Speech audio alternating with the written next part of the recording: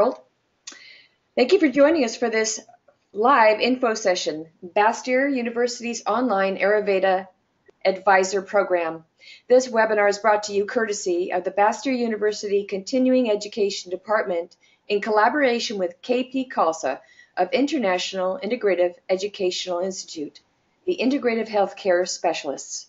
My name is Susan Collins and I'm the Manager of Programs for Bastyr Continuing Education Department. I'd like to tell you a little bit about KP.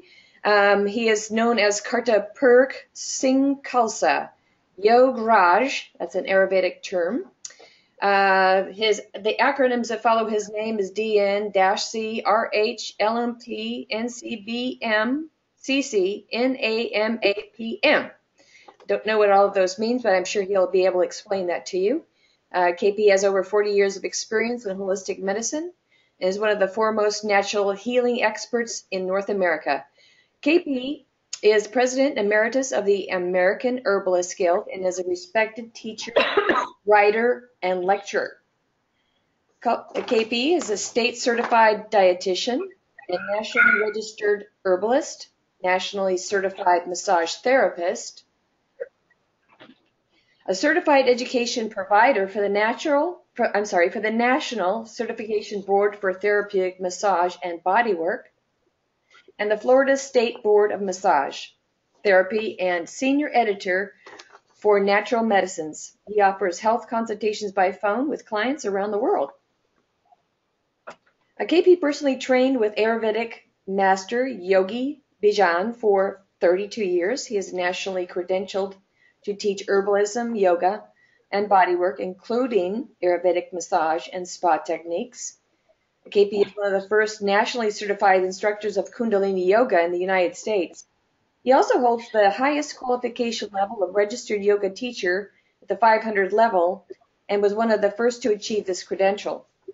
KP is the founder of International Integrative Education Institute, its divisions, the Herbalist College and the Ayurveda College. Offers post-secondary curricula to train professional herbalists around the U.S.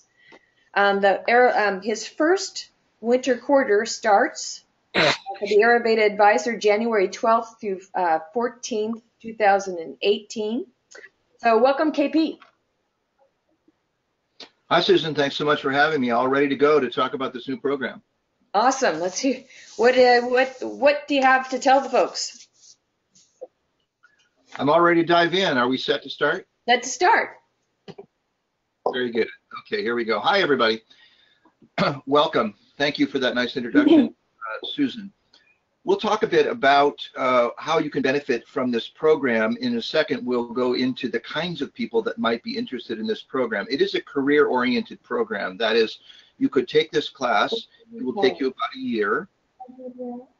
You will... Es la Universidad de Bastyr, digo que es la más famosa. Todos los doctores famosos.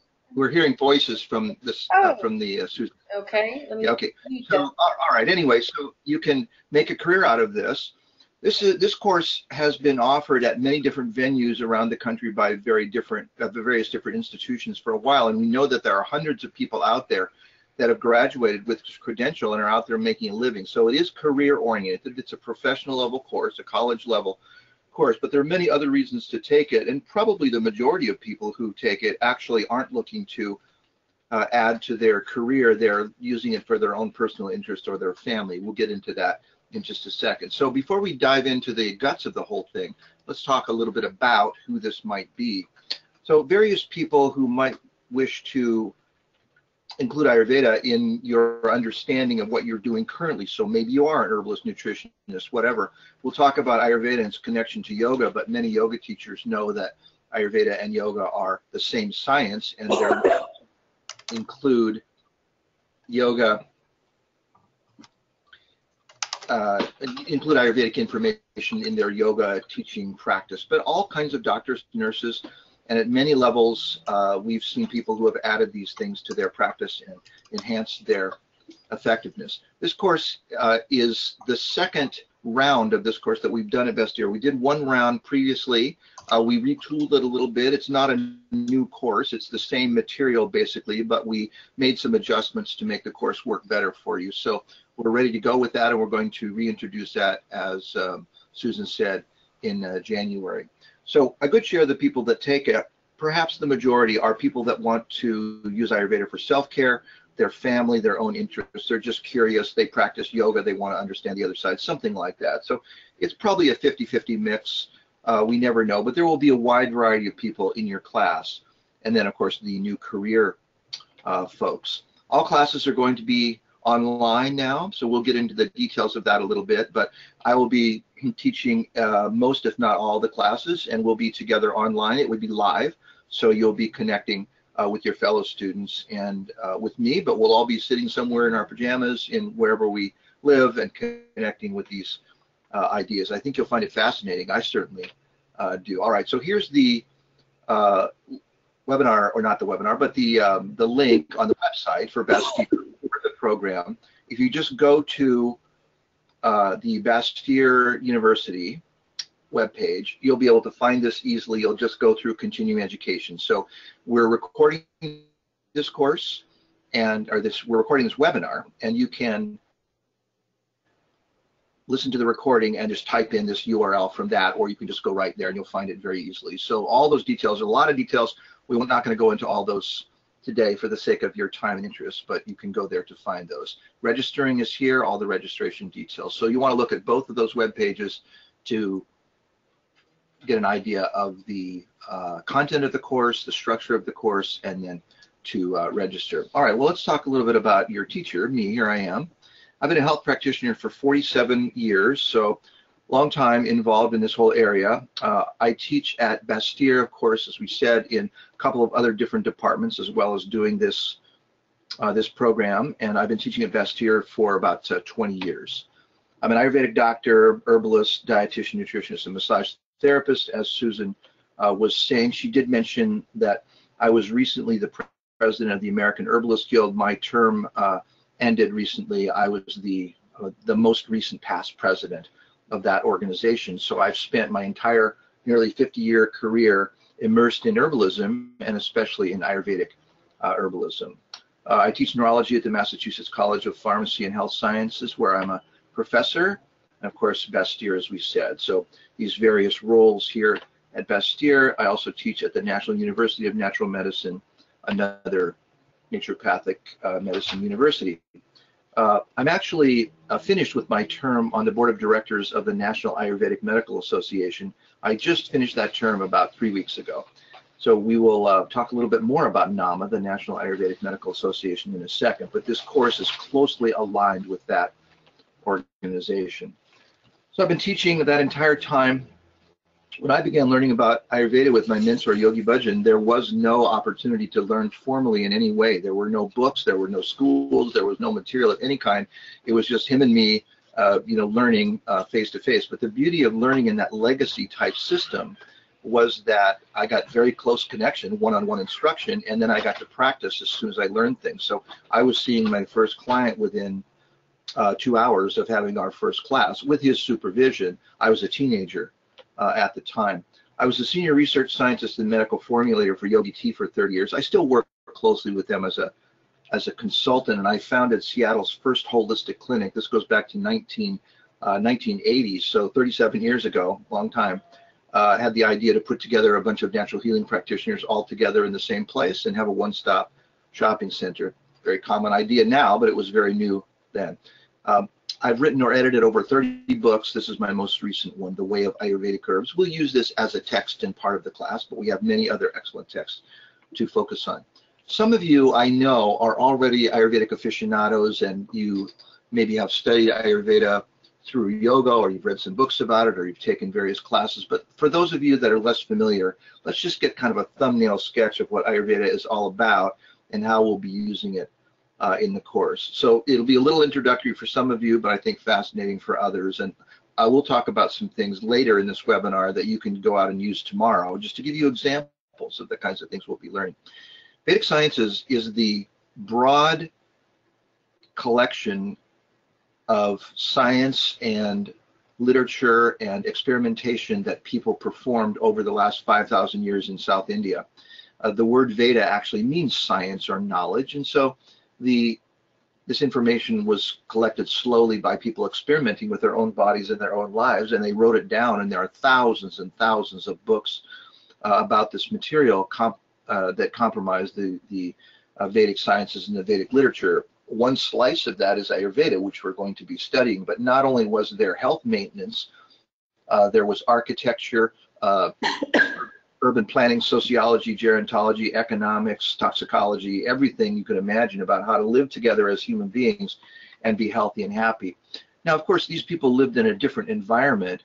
They didn't have to deal with industrial pollution. They didn't have electric lights, so they couldn't stay up, all hours of the night. They couldn't fly in a plane. So some of these principles that they developed, we have to interpret in terms of modern times, but we still have the same digestive tract, the same nervous system, and we're able to then use these principles to stay healthy. Ayurveda, the word itself, comes from two Sanskrit roots, Ayus, which means life, and then Veda, which we said was science or knowledge. So most people call it the science of life. Closely aligned with yoga. Yoga and Ayurveda are the same thing. Sometimes we get them called sister sciences. Really, they're just exactly the same thing. They come from the same origins. They have the same philosophy and theory, same ideas, same energetic practices. So Ayurvedic physicians practice and recommend yoga, and yoga practitioners practice and recommend Ayurveda. My mentor, Yogi Bhajan, who I started studying with 47 years ago, billed himself as a yoga teacher because nobody had ever heard of Ayurveda, but he taught Vedic lifestyle, and that's how I learned. I learned about herbs, food, diet, sleep, how to go to the bathroom, how to run your life in every way, all together as one unit, and we'll be approaching it in that way from, in this course. So they are the same science, yoga and Ayurveda. Yoga, the word comes from the same word in English, yoke, which means to connect something, and yoga means divine union. So to connect your own personal consciousness to the consciousness of the divine or the universal. It's the mental and spiritual development side of this Vedic science.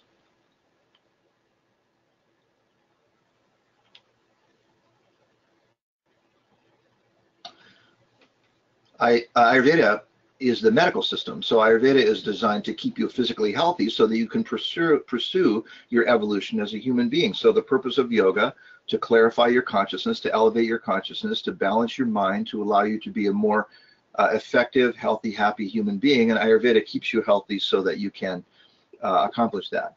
There's no distinction between the mind and the body in Ayurveda and yoga, and they all work together. So food can affect your mood, mood can affect your food. Ayurveda is thought to be the world's oldest indigenous medical system. Therefore, it's called the mother of all healing. It's been going for a long, long time, and it's has a literature going all the way back all these millennia. We do know that it was well developed 5,000 years ago because these people were already very accomplished astronomers, and they drew star maps of what the constellations looked like at the time. And as we know, the constellations slowly move. So when we rotate them back to where they were when they matched the pictures that these drew, the star maps, that was 5,000 years ago. So it's been in its ascendancy for a long time. It's continued to develop that entire time. Yoga and Ayurveda have been around for so long that literally every question that could be asked about the human body or the human psyche or the evolution of the human on planet Earth has been asked and answered. We have principles that assist us with that, and we can utilize those ideas to come up with a way to manage just about anything from what to eat to how to treat disease, and we do all those things. Ayurveda is the science of vibration. It's the science of energy. And in many ways, it can be quite medical, and that's what we're going to learn. We're going to learn to treat pathologies within an Ayurvedic way. Sinus infections, headaches, constipation, tummy aches, diabetes, all those things. But ultimately, the language is not medical, and the intention is not medical or material. We use vibrations, things that you can feel with your body, with your psyche, and we bring people back to balance and then keep them healthy. Even many of the herbs that we use have mystical names. From the Ayurvedic perspective, and we'll study a lot of herbs as we're discussing, it's a major core thing that we're going to work on. Every herb has a physical, mental, and a spiritual attribute. So some herb might be just a very kind of generic laxative or tummy kind of thing, but for your mind, it might be one of the most exalted herbs that we can use. So physical, mental, and spiritual development using the chemistry of the herbs, the vibration. Here's an example, Arjuna. The name means not twisted. In other words, innocent in the heart, not twisted in your heart. Arjuna is the cardiovascular panacea of Ayurveda, and it treats the physical heart for things like blood pressure and arrhythmia. But it also helps with the spiritual and emotional heart. Susan, we're getting a lot of sounds from your area there, coughing and such things. Actually, everybody's muted, KP, but I think it might be coming from someone on a phone call, but I'm not sure. Please, everybody, please mute your phone or press *6 if you're on a telephone call joining us on the webinar. Thank you. Okay, good. I see everybody here as being muted, and so I don't know, in any case, but just be aware, folks, that some sound is coming from somewhere. Okay, so Arjuna treats the physical and the mental, emotional heart. Ashok is a very generic herb used for PMS. It's the main targeted herb for PMS at Ayurveda, but the name means no grief. So by consuming this herb, it helps you get through periods of grief in a way that's not so devastating. I've had a number of experiences, chances to use that, and I found it to work surprisingly well, very well. Here's an herb called speech, vacha root. We know this is calamus, and this is an herb that helps you connect the thoughts in your mind to the words coming out of your mouth. It helps you communicate, makes you more articulate, and we use that for people that have speech kind of difficulties or communication issues. Very, very effective. On the other hand, it's kind of a mild warming digestive aid in another way.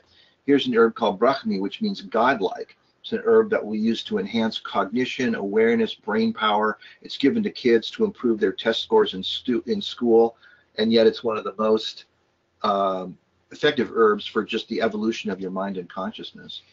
We talked about Ayurveda and in terms of energetics. Before I launch into this, I'll remind you folks that if you raise your hand, I will be able to see you.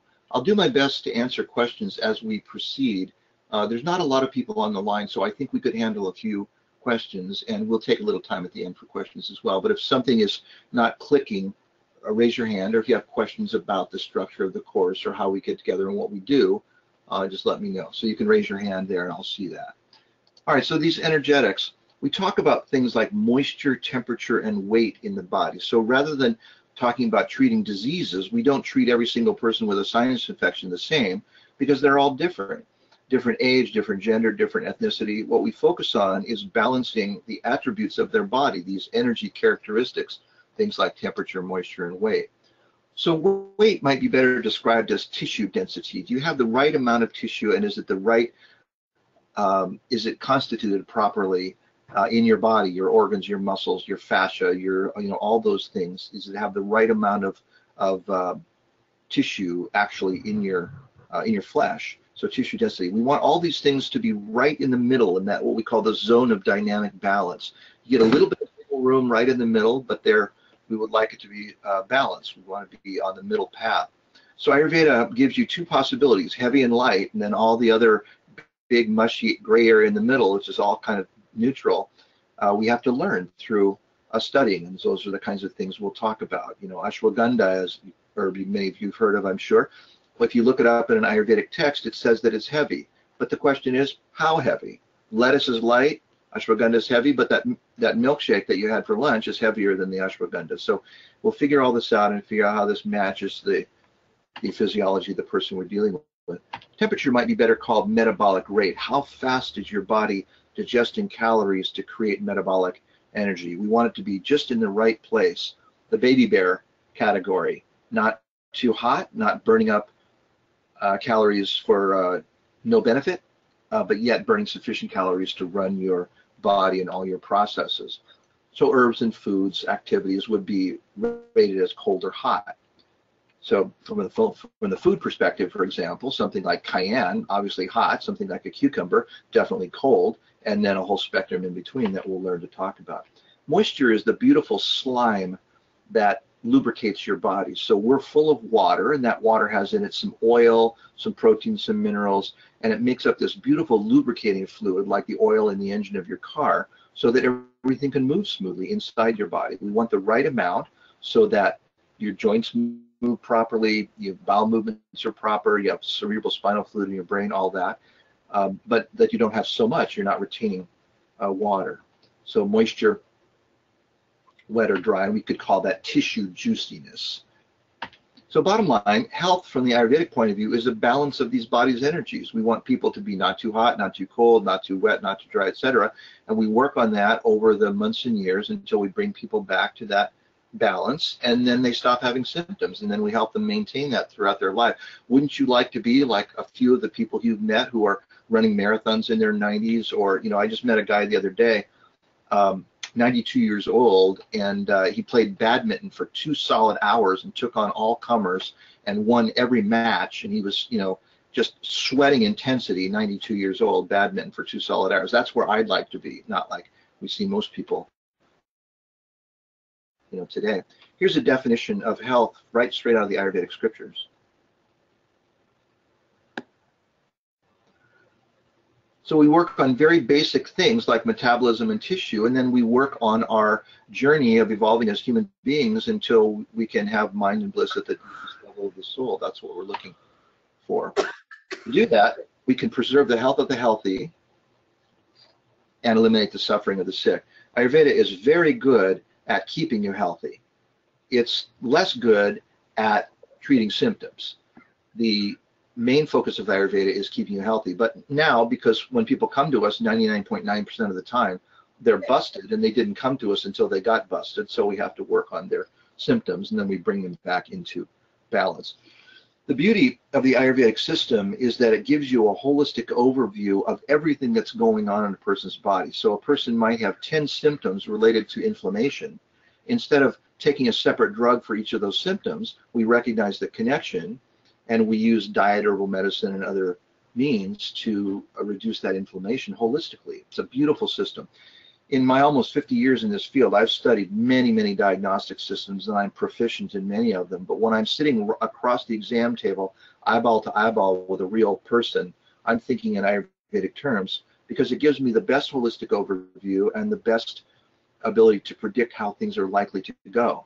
So someone will tell me that they have skin rash, their hair is falling out, and they have heartburn, and I'll say, well, what about the hemorrhoids? And so, whoa, how did you know I had hemorrhoids? Well, because those things go together. So it's very predictive. We're going to talk about the spiritual, mental, and physical aspects of the body in Ayurveda, and we'll talk about this in a non-religious way.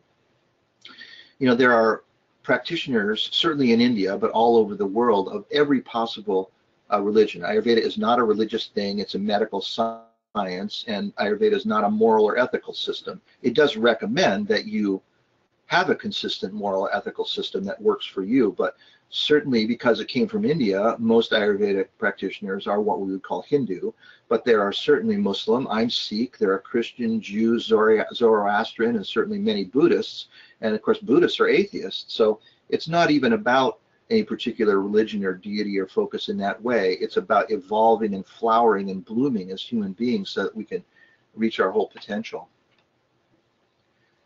We could say that yoga and Ayurveda, the goal, we could describe the goal in many different ways, but one way would be just to reach this state of elevated consciousness. We could call it pure goodness or harmony. But the idea is to get to the place where, those day-to-day anxieties and aggravations and road rage and rage and disappointments and things like that, become less important to you, and maintaining your mental equipoise and your health and happiness become your goal. This is my teacher, Yogi Bhajan, and one of his famous sayings was, to know and not to do is not to know. And the reason I'm talking about this is because we are focused on teaching you things to actually be able to do those things. We're long on action. We'll teach you enough theory so that you can understand the people that come to you and yourself and people in your family, and know what to feed your kids and those kinds of things. But bottom line, you have to actually do it. So when I teach in some longer programs, I often realize, like we're well into the second year, and I start to realize that nobody in the class has actually done any of these things. They passed all the tests, they've read all the books, but they're still doing things. And we often talk about it, and they just say, I'm way too busy to do that stuff. And so we start to talk about it, and they all kind of encourage people to try some of the things, and then they come back and say, you know what, I did that thing, and it really worked. And By the end of, let's say, a couple years into your Ayurvedic education, people often are just amazed how much better they feel. And it's very simple changes in your life, but they add up. Your diet, when you go to bed, how you run your life in terms of discipline. Here's an example of just a story from India. There's a man who was the greatest Vedic scholar ever to live. He studied the Vedas for 3 lifetimes. He was very, very conversant in the whole thing. At the end of his 3rd life, he lay dying, and God appeared. And he had a conversation with God, and he wanted to know how he was doing in terms of learning his Vedic scholarship. And God picked up some dirt and said, okay, out of 3 handfuls of dirt, that's what you've learned so far. And the guy said, is that good or not? Well, God said, look out your window and look at that pile of earth out there. That's what you still have to learn about Vedic science. And groaning, right, after 3 lifetimes. But then God said, all learning and no joy is not the goal. You can never learn everything there is to learn. I'll never learn everything there is to learn about Ayurveda. It's impossible. 5,000 years of human endeavor, we can't do it. But the point is to learn to give yourself joy and to spread joy among other people. So God made this great Vedic scholar a promise that his next life could be his last. He could be born again, that would be it, if he brought joy and healing to people. So he remembered that, became a teacher. His goal and his mission was to bring great joy and wisdom to many, many people. So after the 4th life, he lay dying, and God came again and said, okay, you did it. You made me a promise. I made you a promise. This time you earned it. I'll take you to be with me forever. And strangely enough, the sage refused. He said, now I understand that my mission is to bring joy and health and beauty to everybody who I touch. And he was born again and ended up becoming a great saint in the Vedic tradition. So the goal of all this Ayurvedic study is to transform you and help you understand what this is all about so that you can bring joy and light and healing to people, yourself included. And the beautiful thing that I've discovered about having done this for so long, gives me some hindsight, is that's what I really see and I really remember. When a student comes in and says, I've been grinding away on learning all these Ayurvedic details for 2 years, and finally I started to do it, and now I make it through the day and find myself not getting angry anymore, not being disappointed that the cafeteria line is moving so slowly, or driving down Bapa way from Bastyr takes 2 hours to get back to to town. So we're working on cultivating the mindset of an Ayurvedic practitioner and a yoga practitioner, mental equipoise, spiritual evolution. Yes, we're going to learn about herbs, we're going to learn about diet, and we'll do all of that. So what we'd like to cultivate is that wherever you are, you can be healthy, happy, and successful. If that's in your life with your family, if it's the new business that you create, if you move someplace to create a business, you'll be able to plant yourself there, bloom, and be healthy.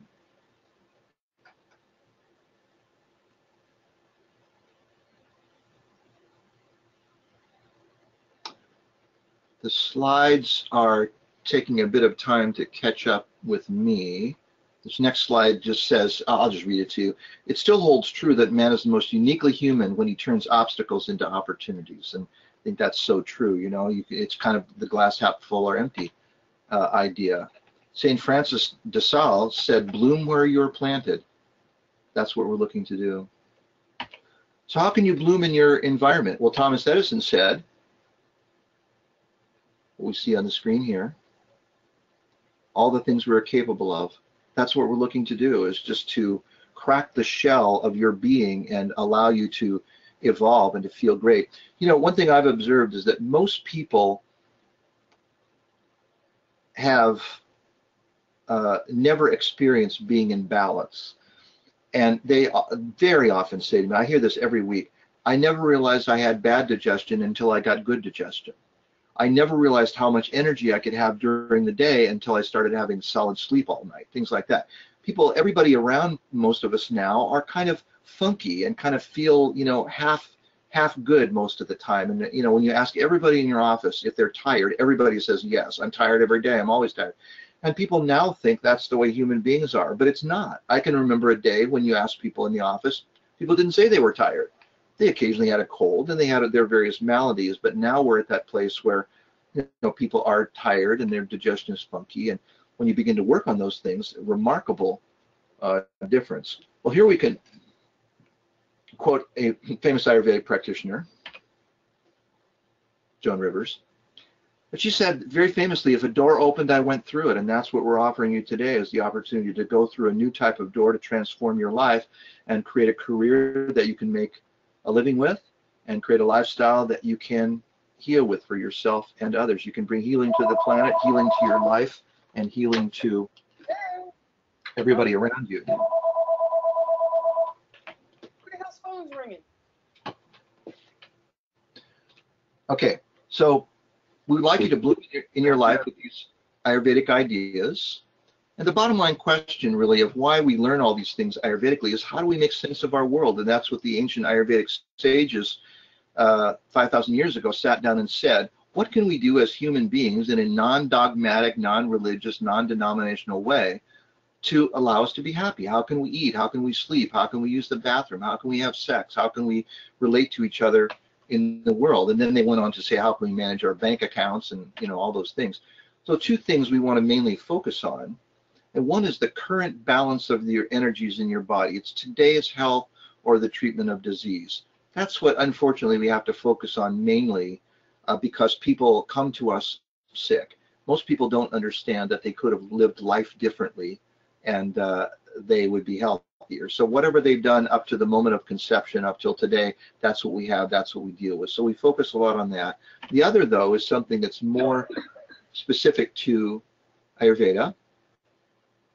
And that's this idea of constitution, which is the theme or the underlying blueprint for your body.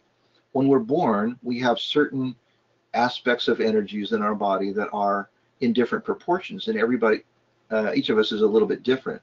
So I have a cold, wet body, for example, and so when I was growing up, all my problems had to do with cold, wet stuff, mucousy things, sinus, lung kinds of stuff.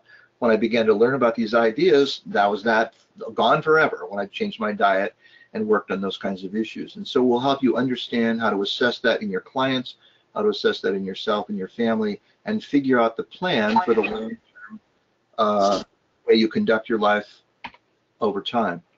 The beauty of Ayurveda is that we can take this long view because we know the consequences of decisions that we make today and how they'll affect you over the next 100 years. So we help you do that.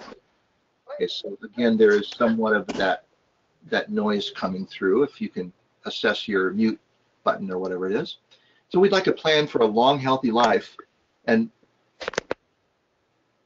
help people live longer, but also healthier. We want quality and quantity so that we can be that 92-year-old man who plays badminton for 2 hours, but at the very least not be like probably the way your parents and grandparents are now, with the 10 years in an assisted living facility slowly, winding down. So this constitution helps us understand that it's the lifetime trend and helps us develop a long-term health plan. The beautiful thing about Ayurveda is that we can treat symptoms, but ultimately we'd like to treat the root, the branch of the tree, not just go around and do something for each of the sprouts of symptoms that are sprouting up, but figure out why it's happening and handle the underlying issue, the root cause, all the way back. And Ayurveda would say that all disease is spiritual. So Ayurveda talks about karma. You can relate to that or not, it doesn't really matter, but one way or another, Ayurveda says that all disease is caused by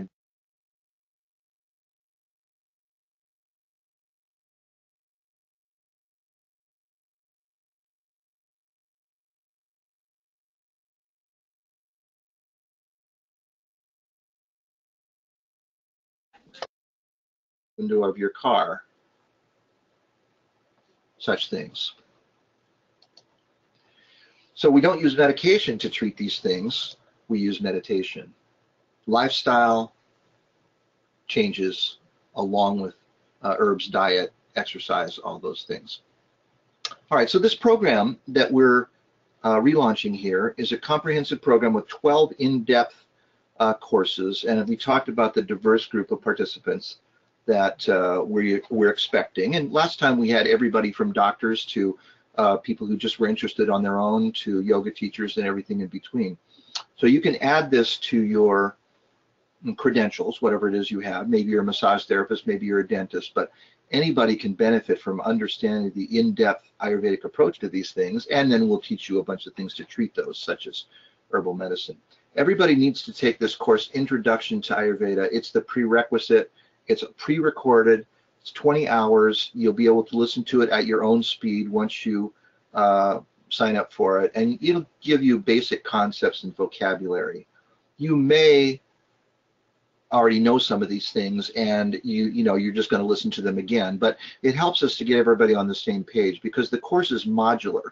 We're going to have people joining in January and then people joining at the beginning of each of the next 3 terms, and it will just keep rotate. That system works really well, actually. Everybody doesn't start at the same place and just kind of march through to the end. We get new people, and so the people who have been in there for a while can be the mentors to the newer folks, and we can get a wide variety of perspectives. But everybody has to take the introduction so that we're not going back over the basics over and over. If purchased separately, that's $375, and if you want to just listen to that course, you certainly can for the $375. Then we'll have 1 class per month. These are the topics. We'll start in January at the top of the list, and we'll work our way through. This will be divided up into 3 different academic terms. This will be the order over the course of the next year. We don't have a class in December. We may offer an elective in December, but for now we have these 11 units. So the online class will be Friday evening, Saturday and Sunday. We'll be together once a month during those hours, and you can go to the website or call up the Continuing Education Department and go into the specific details. But basically, a good long evening on Friday, a good solid day Saturday and Sunday, and we'll talk about it. And we have a whole bunch of great materials. There's plenty for you to learn, and then there will be some recorded homework that will be recordings mainly that I've made, but maybe a few other things that you can listen to at your convenience between that time of one class to the other class. There will be some assignments and things like that that you will do on your own. This course is just a little over 600 hours, 610 hours, which meets the standard for the national credential for this, which we can talk about in a second. So here are the 3 terms. You can sign up at any time. If you're not ready for January, you can sign up in May. That's the beginning of the spring term. So there's 3 entry points into this course over the course of the year, and then those courses will continue to just rotate term by term from then on. So you can, as long as you get the 3 terms in any order one way or another, it's modular. Start at the beginning of any term, take them in any order. Here are the tuitions. So you can start in January with winter term if you like.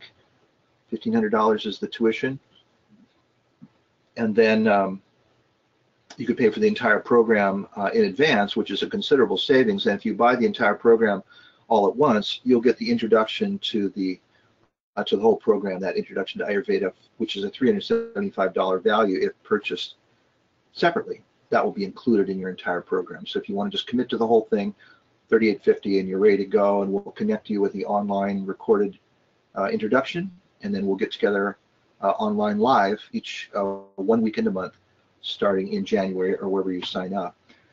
This course is closely aligned with the standards of the National Ayurvedic Medical Association. As I told you, I just finished my term on the board of directors of this organization, but this is the professional association to which presumably you would like to belong once you take this course and get this credential. We're approved for that credential. We call it Health Advisor, and it's the beginning stages of your Ayurvedic education. So I've gone through this entire process with the National Ayurvedic Medical Association, and I have the credential of Ayurvedic doctor through this organization. So we're already pre-approved for all that, and we know that you will qualify once you finish this course, pass the tests, and you're set to go. Let's talk about a few things that are a little bit more practical to sort of give you the sense of what this is all about. Before we do that, are there questions, comments, concerns? You can raise your hand if you have anything.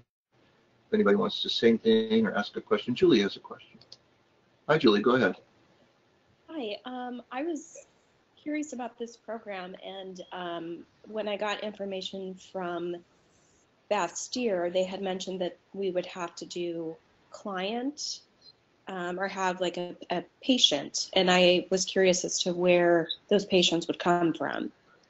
Excellent point. Well, you generate the patients, so you go out and talk to your friends. You know, it's always neighbors, family, relatives, you know, like that. So you have to do 50 consults over the course of that year. It's not that onerous, but we do some of them in class. And so you will bring your clients in front of your webcam and camera, and we'll do intake and do the whole thing together like clinical theater. And then some of them you will do at home. So we'll probably do 25 over the course of the 11 weekends, and then you can do 25 by yourself later. And we'll give you the forms and all those things you need to do that. So yeah, you have to have some minimal contact with those people. We just found that if it's all just book learning, if all we did was sort of pop open your noggin and put in a funnel and try to pour everything in, it didn't stick very well unless you had real people. And so the beauty of this is you can bring those clients back over the course of the succeeding months and talk about their progress. And when we did this before, we saw amazing progress with some of these people. So we will use each other as clients to a certain extent, and then you'll bring in some people. There's always plenty of people to do that. It'll all work out. So if you're living on an island in Alaska and there's nobody there for you to bring in, there'll be plenty of other people to bring in. So even if you don't bring your own, we can do the client work with the others that are in the class. Does that all make sense, Julie?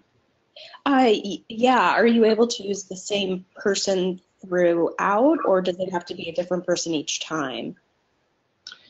It'd be pretty tough to do 50 sessions for one person, I think, but you can repeat them with the same person. In fact, we encourage you to do that because we want a sequence of continuity. You do some intake, you make some recommendations, they come back a month later, and you ask them how they're doing, and we can workshop that whole thing as a class. That's the whole idea. Okay, thank you. Yeah, sure. Anything from anybody else?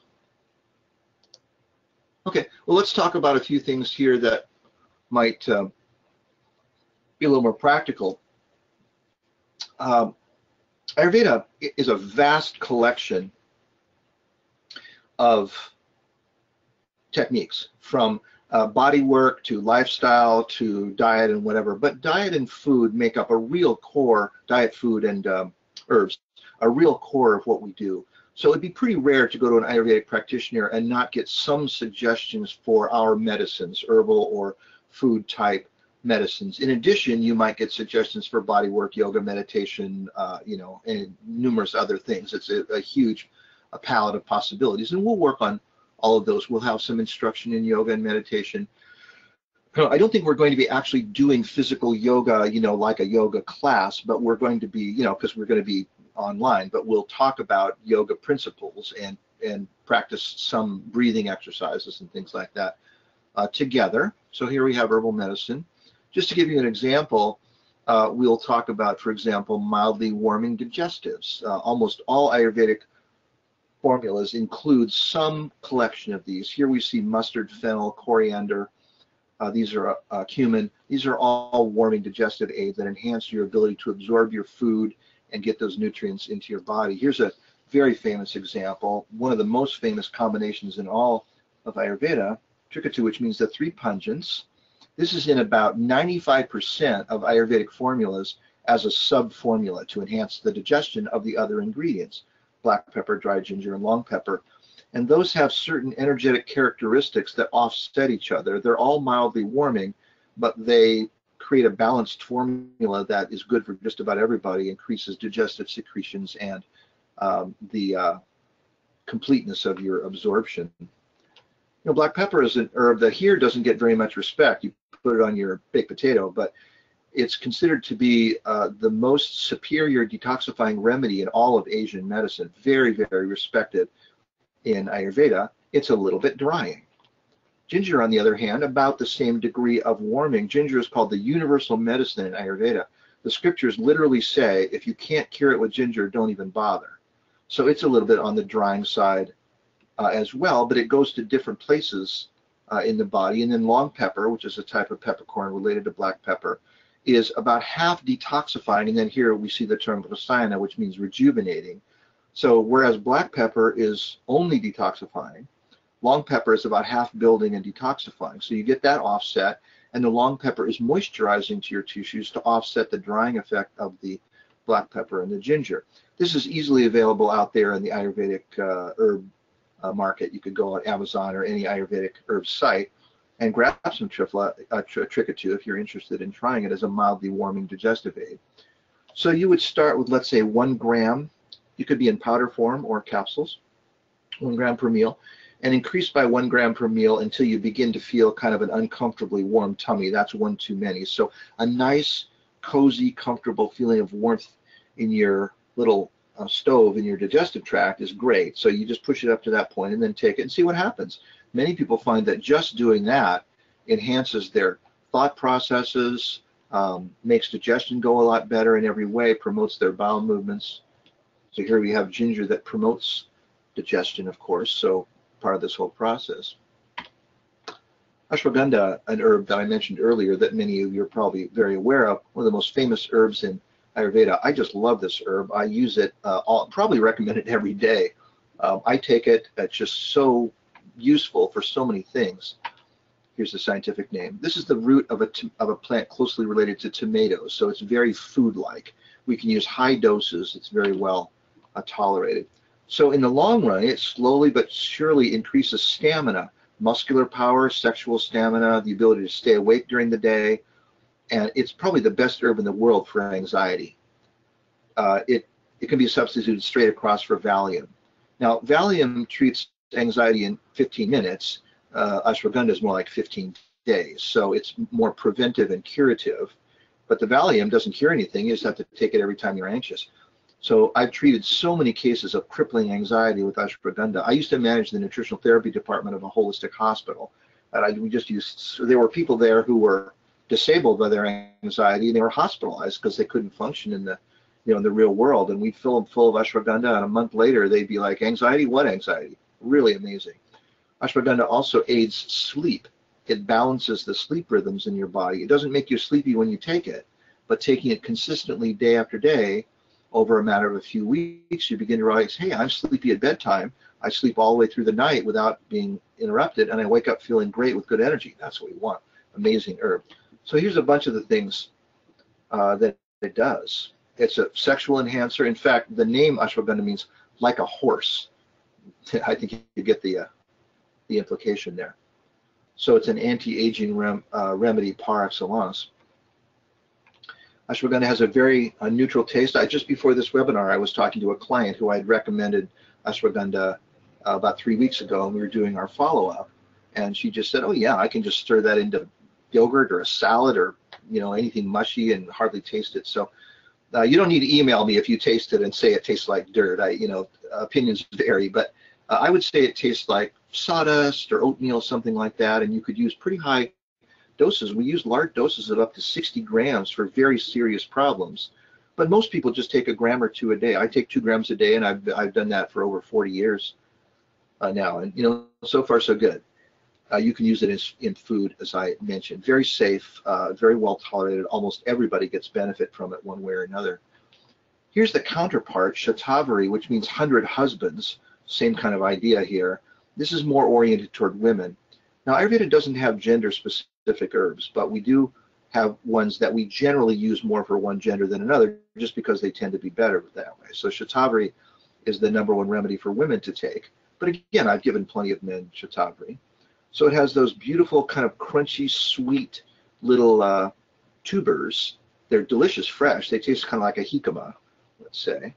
And usually they're going to be dried, though. So it's a major tonic, especially for women, but it's cool and moist, whereas ashwagandha is warming and dry. This is the root of an asparagus plant. Again, very food-like. It's a close cousin to the asparagus that we eat. So this herb happens to be drawn to the pelvis, and so it's often used to enhance uterine health and things like that. But we use it for the bladder. It promotes lactation like crazy. It's one of the best lactation herbs on the planet. Semen production in men, and it's a nice slimy remedy that coats the gut, so we can use it if people have digestive ulcers and that sort of thing. So again, very food-like, very neutral tasting. You could put it in smoothies or whatever you want. Fantastic for hot flashes. Shatavari will almost always erase hot flashes overnight. That is, if a woman takes 15 grams today, she might have 10 hot flashes a day today, takes 15 grams of shatavari tomorrow, no hot flashes. It works that fast. Very dramatic. And it can be used for inflammatory conditions. A couple grams long-term, again, mainly for women. But again, we often use both of them. This herb, Gaduchi, is one of my favorite herbs. This is one of the first herbs I learned from my teacher, and he was a big fan of it. And so he taught me all about it when I was still a teenager. And what a wonderful herb. And this is an herb that's just amazing in its physical, mental, and spiritual attributes. You can see that the leaves are shaped like a heart, and that's no accident, because it helps to open up your awareness and your, your heart, your mental and emotional heart. These are some of the details about it there. But one of the main herbs that works on all those levels and does something really dramatic, well, on the physical level, it's just used to treat the flu. So many people grow this vine outside their house, and when a kid has fever, snotty nose, achy muscles, grandma will go out and grab a hunk of the vine, cook it up as tea, and he'll be drinking the tea in 20 minutes to treat the flu. So something very basic like that, but it's also a supreme rejuvenating anti-aging remedy. It's one of the best herbs for detox of the deep tissues. Ayurveda says that there are 3 herbs in all of the whole South Asian pharmacopoeia that have divine energy, and this is one of them. It's considered to be the best herb for detoxifying the energy channels of the brain and the mind. So it helps you with repetitive thoughts, with mood issues, so many of those things, cognition, maintaining a sharp mind throughout your life, and it detoxes the tissues of all the rest of your body while building tissue and helping you as an anti-aging remedy. Just so many great things. Well, again, relatively neutral tasting, and you could use powder in a dose of something like 2 to 10 grams. We use it for immune support, to bump up the immune system in more short term, like a few weeks or months, maybe 10 grams. But if you wanted to take it every day as an anti-aging remedy, a couple grams. So you can take all these remedies and take them back to your home and use them, starting right away tomorrow.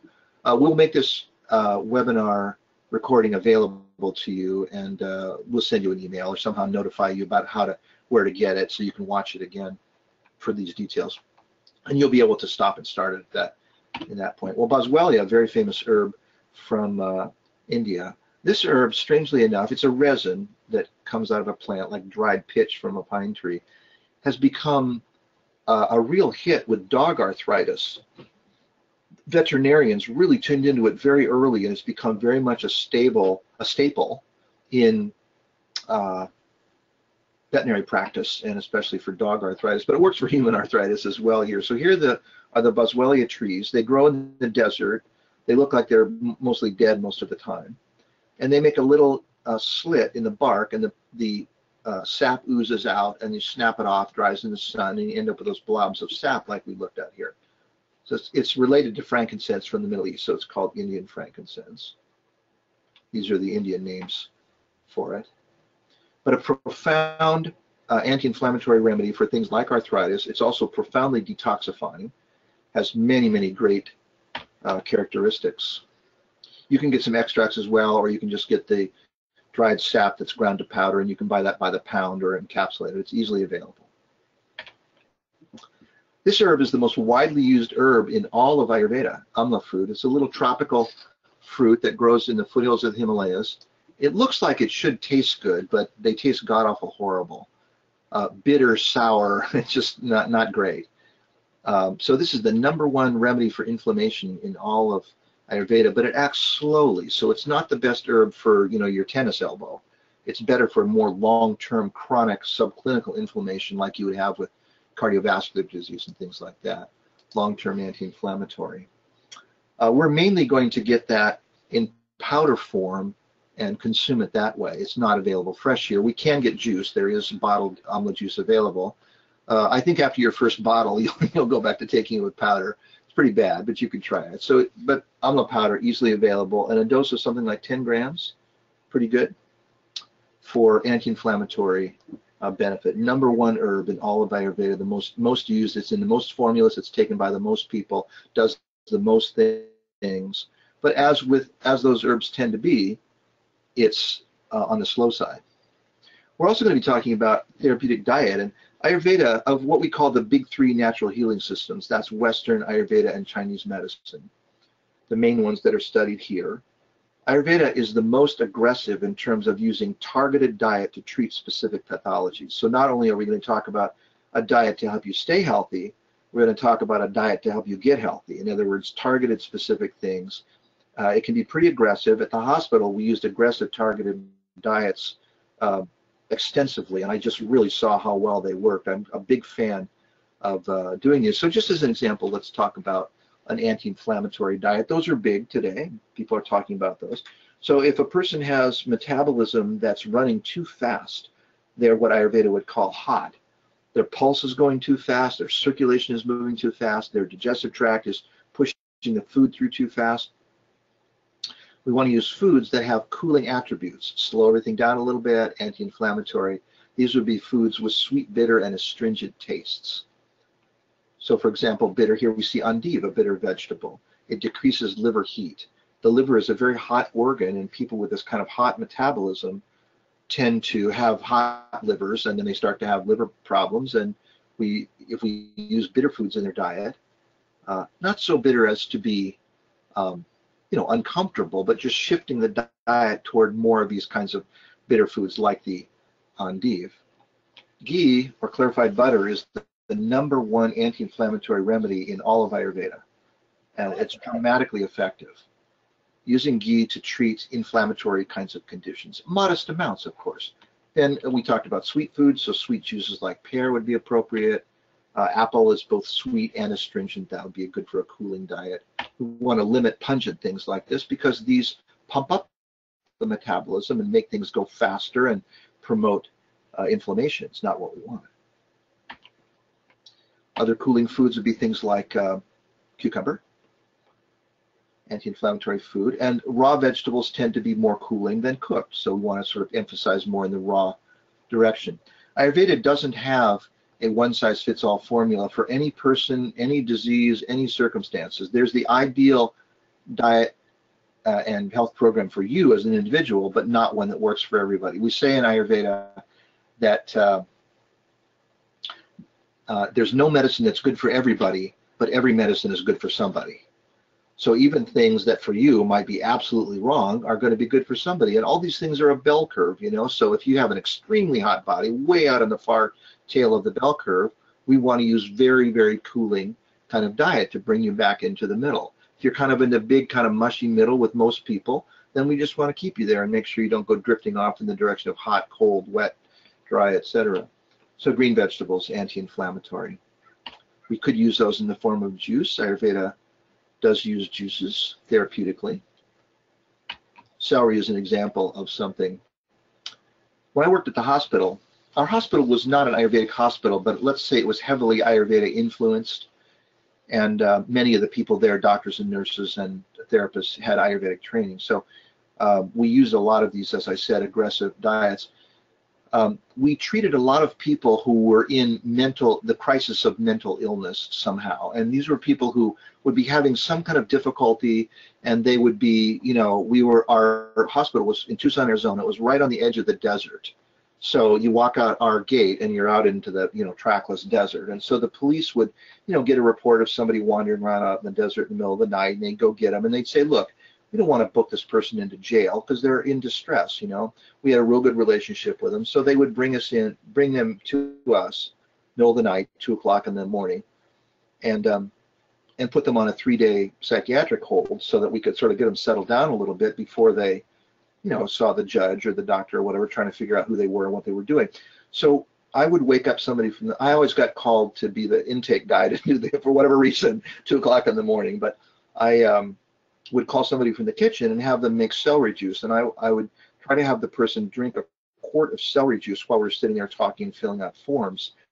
And then our goal was to get 1 to 2 quarts of celery juice in them every day after that in their diet. Amazing difference, amazing. Very calming. It's certainly cooling, as we said, but it has an effect on the brain. And interestingly, we're at a time now when a lot of these things are becoming scientifically validated. So I learned about celery from Ayurveda, 45 years ago, and have been using it ever since, in practice. Very, very effective, but there was no science behind it. Just in the last year, we've seen about 4 excellent studies on celery, and we now have a pretty good idea of which phytochemicals are doing the job, and in fact, it did validate the sedating benefit, increases cognition, slows down repetitive thoughts, helps people sleep. Yogis use it as an aid to meditation. Just a fantastic food. The challenge, though, is getting in enough to do the job. It takes a long time to chew a lot of celery sticks, so that's why we use the juice in the hospital. So it's a nerve nutrient. We can use it for actual damage to the nerves themselves, crushing injury to the nerves, multiple sclerosis, viral diseases in the nerves like shingles or herpes. So anti-inflammatory, relaxing remedy. Cucumber, of course, is similar in being cooling like that. It doesn't have the nerve affinity, has an affinity for the bladder and the kidneys. So we can use cucumber juice to treat a hay fever attack or to treat heartburn short term. Cucumber juice works extremely well. And if you don't have a juicer, most people have cucumbers around. You can just throw it in your blender with enough water to liquefy it and then strain it out. Cucumber is pretty liquidy, and so you can drink. It normally takes about 12 to 16 ounces of cucumber juice to completely abort a hay fever attack. It's hay fever season. You're miserable. Your eyes are itching. All of that. And a pint of cucumber juice, done. Flipped off like a switch. Amazing, like it never happened. Likewise with heartburn. So there's something you could take home and try today. Here's bitter melon, one of my favorite remedies. I recognize some of you who are on this call here as being students from other courses. You've heard me talk about bitter melon probably 10 times, but it's a very, very effective food. And this is probably the bitterest thing you're ever going to eat. This is probably available at high-end grocery stores now. In Seattle, where I suspect many of you are from, where Bastyr is, it would be QFC or Queen Anne Thriftway or PCC, those kinds of places. And you can, if you know how to cook a zucchini, you now know what to do with a bitter melon. Steamed, baked, sauteed, whatever, and then you can juice it if you really want the hit. It's going to be more bitter than you can imagine a food would be, and you'll eat it and say, did he really mean he thought I was going to eat this? But you get used to it, and it's a very, very cooling anti-inflammatory kind of remedy. Treats diabetes. I've taken people off injectable insulin with nothing but bitter melon before, so it has many great properties, but you can try it as a cooling anti-inflammatory. Add it to your inflammatory diet. Another thing that we'll talk about are root vegetables, taproot vegetables that have a big fat root pointing right straight down like this. And these are all liver cleansers.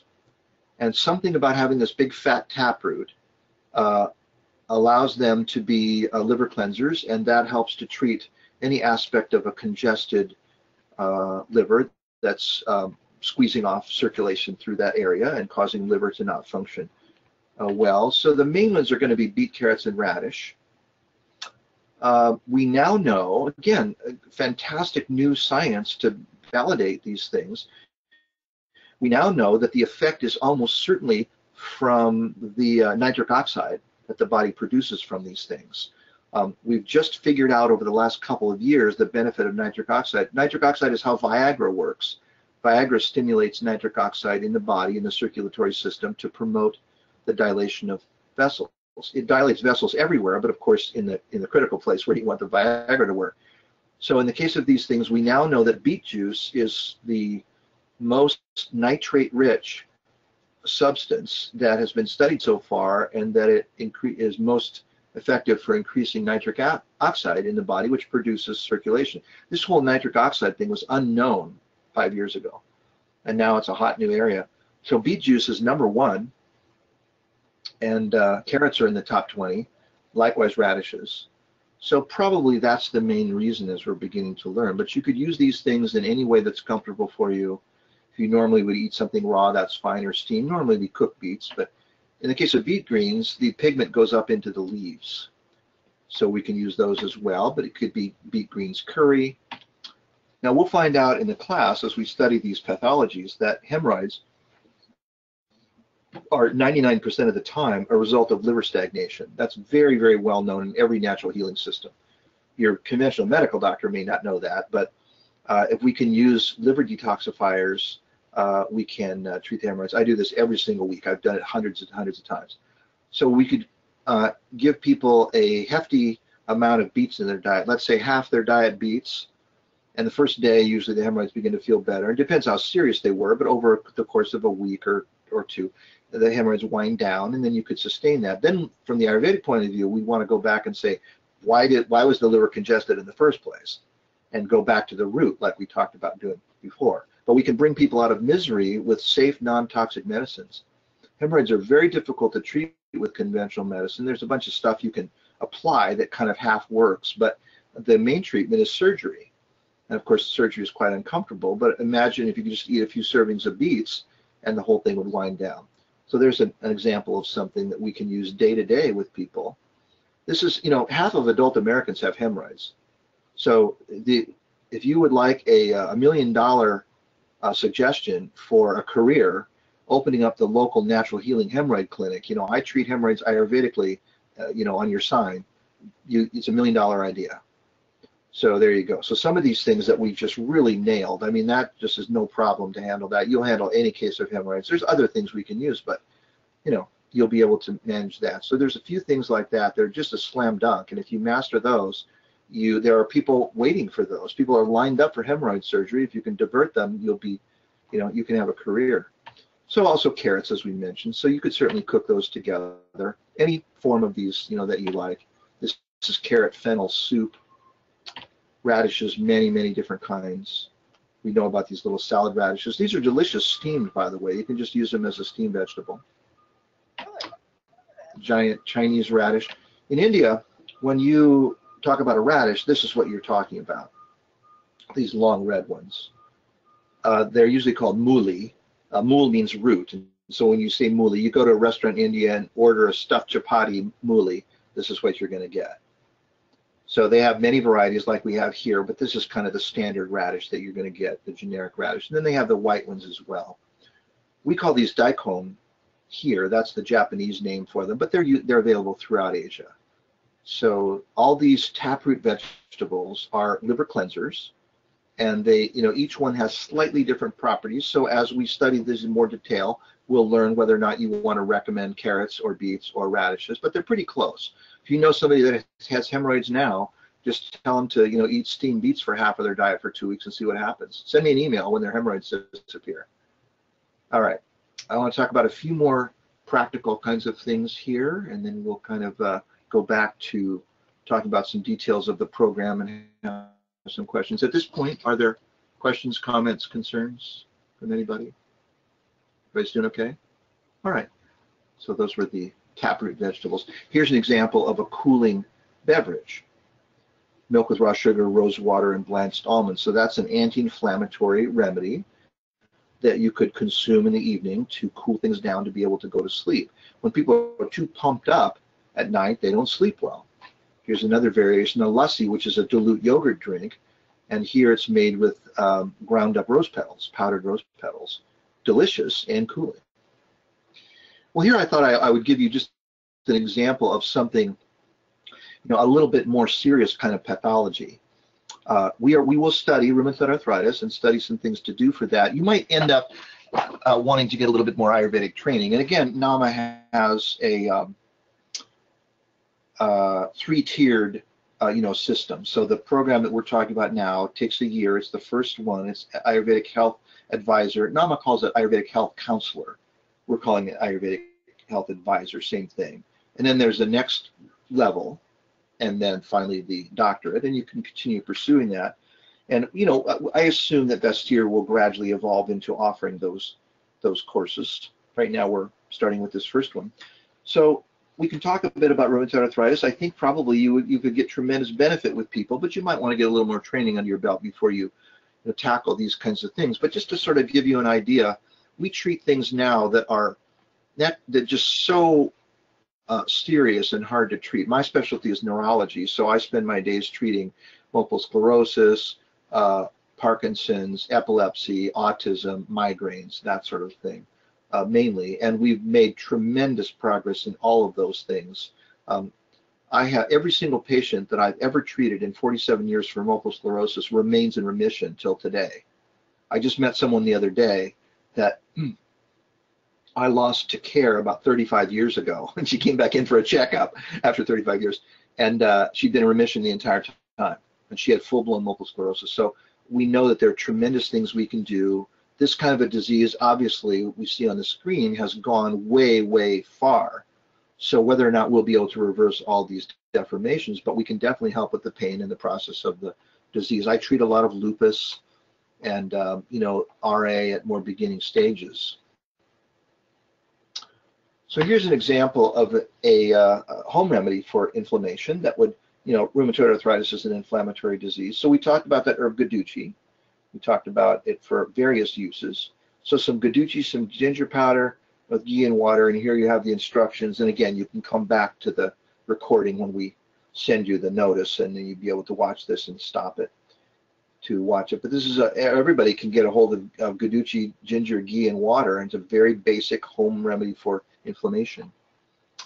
Here's another remedy that is detoxifying and laxative based on eggplant. Now this eggplant remedy has castor oil in it, and the amount of castor oil is not extreme, so it's pretty doable. Castor oil doesn't taste wonderful, but you can try this. It's pretty simple. Eggplant, a little bit of castor oil with some digestive spices. It's a way to get in castor oil that's pretty kind of food-like, and it will help you detoxify your tissues, and then depending on the dose, the castor oil is a little bit laxative, so you could try that. But these are just a couple examples. We'll go through hundreds of these in the program, and you'll have a very full toolbox of these things that you can use. Long-term dietary suggestions, targeted aggressive dietary therapy to treat conditions like rheumatoid arthritis or these other things we've mentioned, herbal medicine, and numerous other practices. It's very much a potpourri.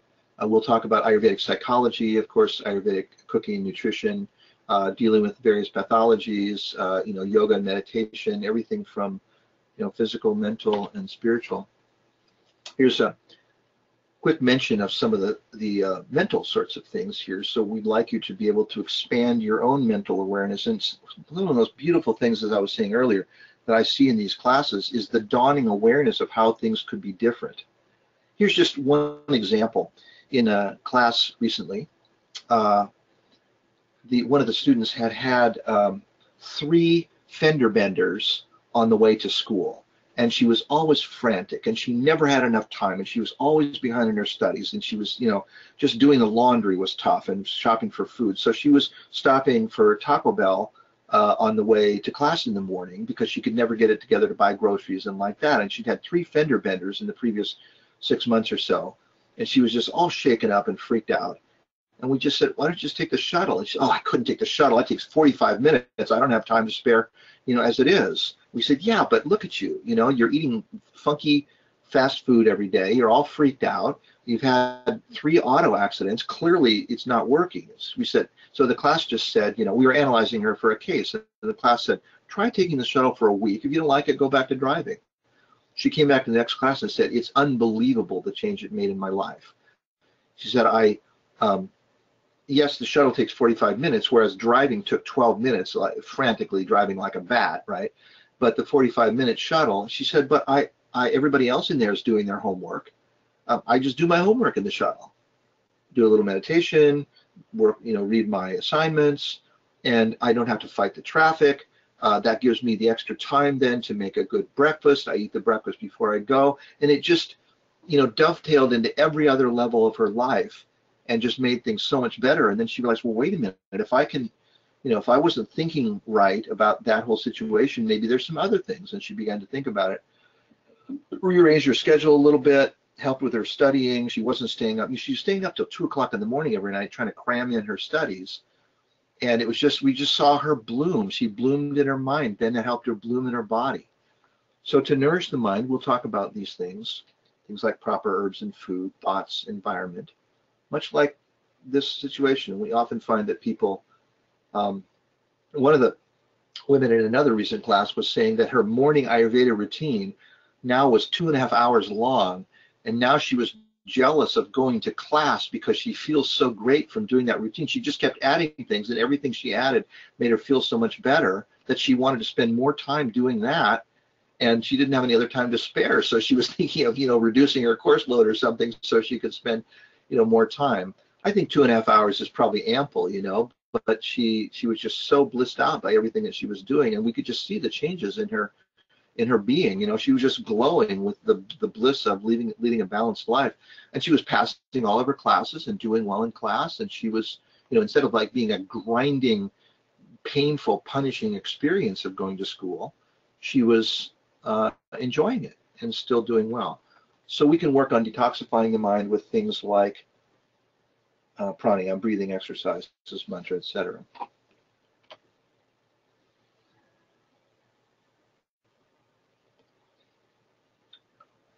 This quote did not come from Ayurveda, but it certainly could have. One of my teacher's favorite sayings was "fake it and you'll make it." And he didn't mean being a fake person. He just meant act as though you're already doing it, and then it'll become naturally to you. You'll develop new habits, and just that's what you have to do, you know. When you're on your third episode, you know, Netflix very conveniently assists you in your addiction by popping up the next episode, and you say, okay, one more, you know, it's 1 o'clock in the morning, and you're like, okay, it was a cliffhanger, I gotta know. Do you really need to see that tonight, or, you know, should you go to bed? And so, you know, you just make a resolution with yourself that, you know, you're going to watch one episode, and come what may, you're going to shut it off and, you know, go to bed so you can get some good sleep. And then you wake up and you realize, hey, it feels a lot better to be well rested than it did to watch the, you know, next episode of whatever it was you were watching. And those opportunities, whether they're, you know, to eat snacky food or watch Netflix or have sex or whatever it may be, they're all things that, you know, are sort of habitual addictions that we can talk about and find out whether they're really, you know, they're really serving you. We would like you to bloom in success as a practitioner and have a successful practice. Here's what Henry Ford said about what you could accomplish. I've seen hundreds and hundreds, thousands certainly, of natural healing practitioners train in various fields. You can tell almost from day one who's going to be successful, because they just know they're going to be successful and they make it happen. And they just, you know, they make correct choices. They don't do silly things. They work their way into it. They're rational. They plan, and it works out. And then they're enjoying their life. I can't say that I exactly planned to do what I did because, you know, almost 50 years ago, none of this stuff existed. But I met my teacher and he invited me. I said, okay. And then, you know, it happened. So I kind of stumbled into it. But I've had no other occupation my entire adult life. This is all I've ever done, natural healing and practice. And now I teach and write and do all those other kinds of things. But, you know, I operated a natural healing clinic in Seattle for 20 years, as I said, the first holistic healing clinic. So we know how that can go. All right, so a well-known Ayurvedic expert, Leonard Cohen. But this is information right straight out of the Ayurvedic way of thinking. You know, change your life, change your being, change your attitude, and you'll change your results. So even though this is a school program, it's an academic program, it's not going to be the kind of grinding, you know, bust your butt to get that assignment in and pass the test. There are tests, you do have to pass them. I don't think anybody's ever flunked any of them. It's not a flunk out course, it's a knowledge course, it's a vibration course. We want to train you and have you be successful. So for the yogi, the center of practice is in the heart. Here was Swami Satchidananda. So you get to the place where your heart is, you can bloom, and that's, you know, a place on the planet, a place in your evolution, a place in your being, a place in your body, and you use these techniques to help others. That helps you bloom. You learn how to act from an open heart with generosity, care, compassion, and you end up with something that's really beautiful, and you can make a living doing it. All right, so back to the link here for the program. This is where you're going to go to read all those details about, you know, the subjects, and there's a synopsis of each of the subjects for those, you know, each month. And you can marinate in that and figure out something you want to do. And then if you want to register, you go to this link here. Okay, so we still have a moment if there are questions or comments. Tyson is asking about another course that he's taking, which is a training for professional herbalism. I would say 20% overlap. The course that Tyson is taking does include some Ayurvedic information.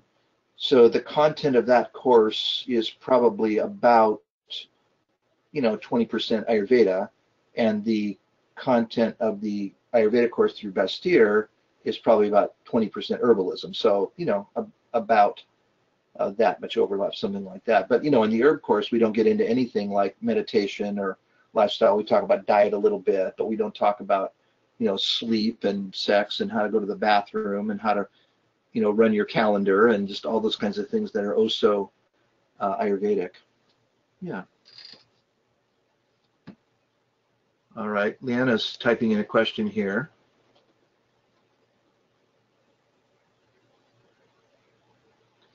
Leanna is asking about the difference between this course and the Master of Science in Ayurvedic Sciences, which is also offered at Bastyr. Those two courses are offered in different venues of Bastyr. So right now, I teach in that Masters of Science program in Ayurvedic Sciences as well.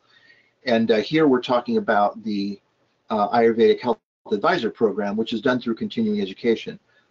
It's the same kind of a program, the same quality of information, the same kind of faculty. The main difference is the cost.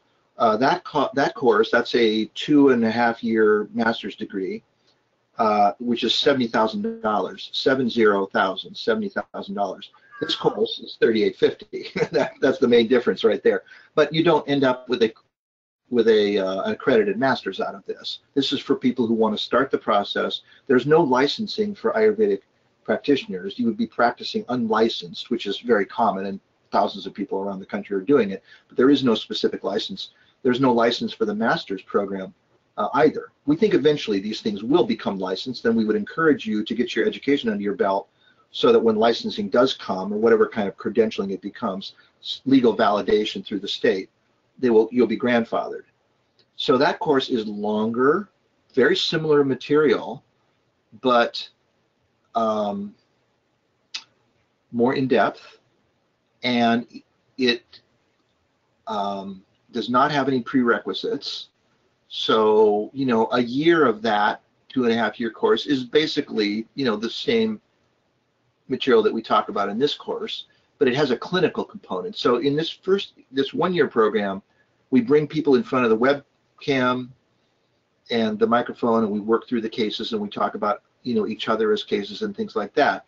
But there's no hands-on supervised clinical aspect there. In the master's program, there's an actual formal clinical aspect where you go in the clinic with qualified practitioners and treat patients as the actual practitioner. It's just more formal and more organized, and it's in an actual, clinical setting where you and the patient walk into an actual, Ayurvedic clinic at Bastyr.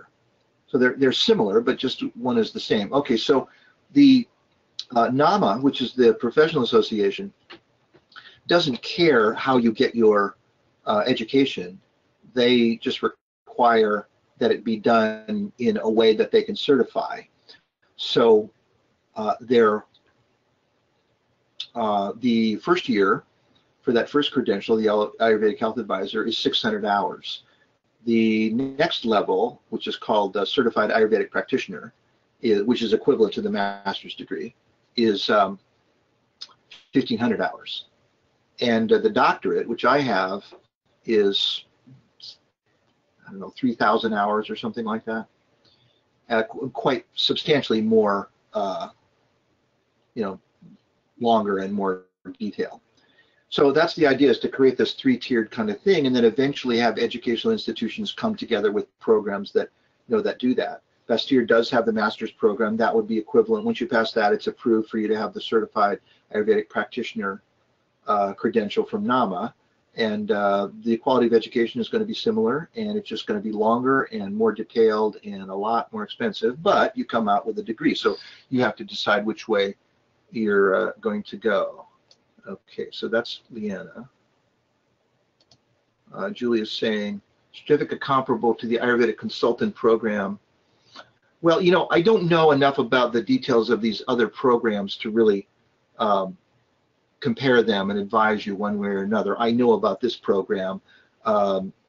I put it together, and I know that it is approved by NAMA. So that's what you want to look for. And there are going to be different programs at different schools with different lengths and different costs and whatever. So this one is all online. The advantages to this program, it's 1 year long, it's compact within a year, it's modular, you can start whenever you want. It's very affordable at $38.50 for the entire course. And there you go. It's offered by a very prestigious institution. Julie, again, is asking, not a licensed degree at this time. Well, just to clarify, degree isn't the issue. There's no actual license in any state to practice. Is there a benefit to pursuing the MS program Bastyr versus a practitioner certificate at another school? Not legally. It doesn't make any difference legally. Eventually, we think probably what will happen is that the credentialing, the state credentialing, will settle out into a 3-tier model, which is what typically happens. With nurses, you have the licensed practical nurse, the registered nurse, and the nurse practitioner, 3 levels. So it's common with these things that these professional organizations set up a 3-tier level, and then as people begin to achieve those things, some state will say, okay, we want to license these people, and we'll just buy into that 3-tiered level. So that's what we expect will happen. So if you had the master's degree, you'd get that second level, presumably.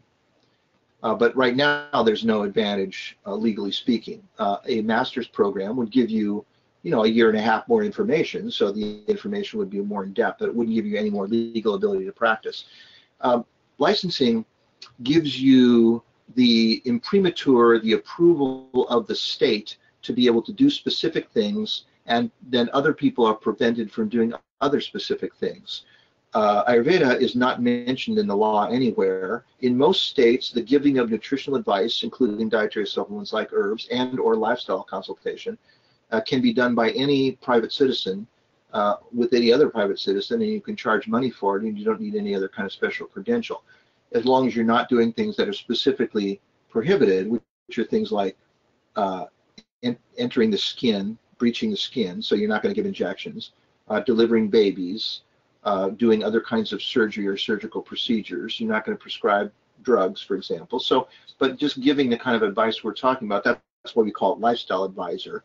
It's you're advising people on how to live healthier, which includes taking some herbs and like that. Legally speaking, you can't diagnose or prescribe. So if someone walks into your office, you may know for sure that they have ulcerative colitis, but you're not going to say that. But usually people will come in and say, I have ulcerative colitis, how should I eat and what herbs should I take?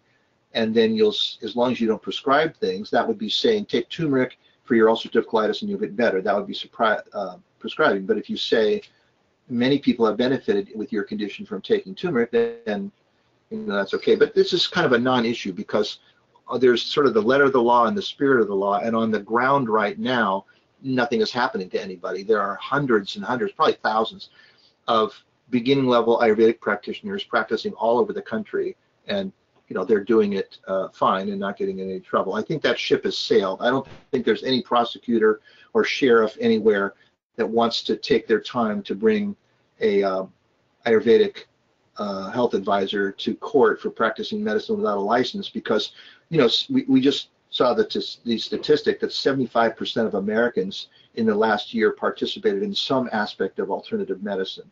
They got a massage, they took vitamins, they saw a chiropractor or whatever. So everybody on the jury is going to be doing the things that, they're going to be seeing somebody like you anyway.